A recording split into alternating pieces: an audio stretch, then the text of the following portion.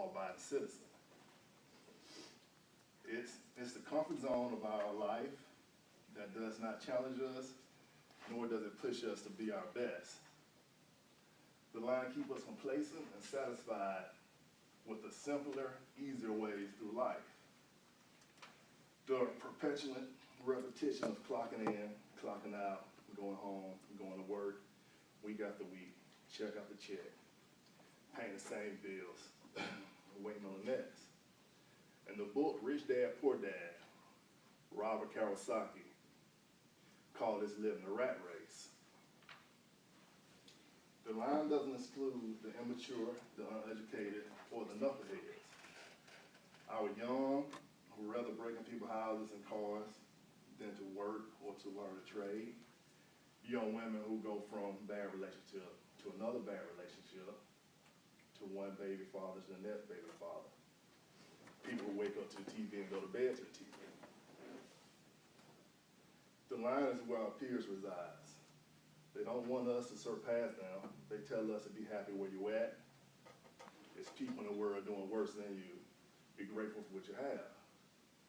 These peers criticize what you wear, whom you date, your choice of religion, almost everything.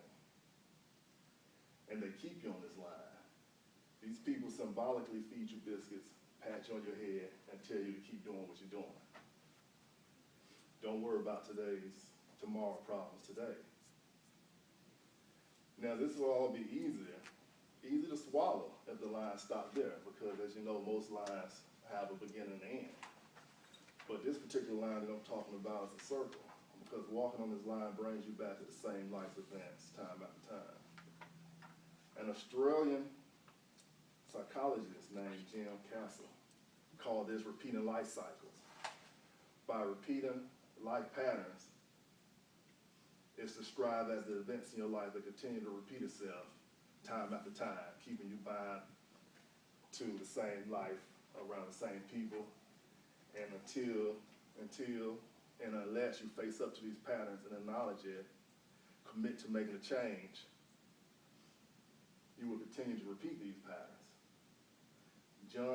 John Adams quoted, "People have vast potential, but most people can do extraordinary things if they had the confidence or take a risk. Yet most people don't. They sit in front of the telly and treat life as it goes on forever." So now how do we get off this line? The first step to getting off this line is to make that decision that you want to do, that you want to leave, you want to do better, and you don't want to compete, you don't want to repeat this same year next year. Take responsibility, change gears, and start something different. Start a different pattern. Make some positive rituals that will foster good rewards.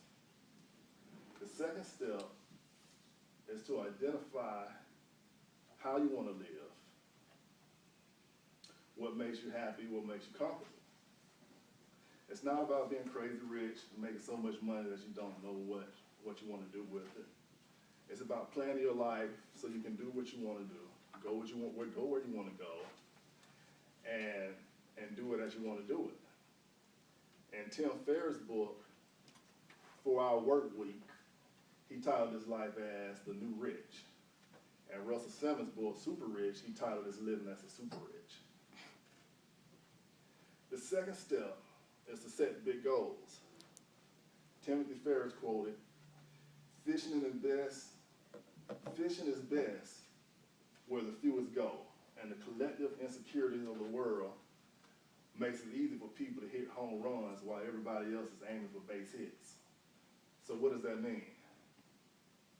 That means your odds are greater with big goals, you have great odds, because most people set their goals low. So it's very few people there with the higher goals.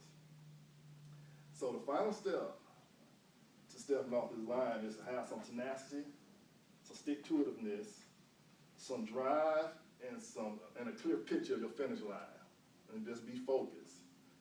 So why live life where you're working every day and you don't have time to have no type of freedom, social life, or just be free to do what you want to do? Thanks, everybody. Woo!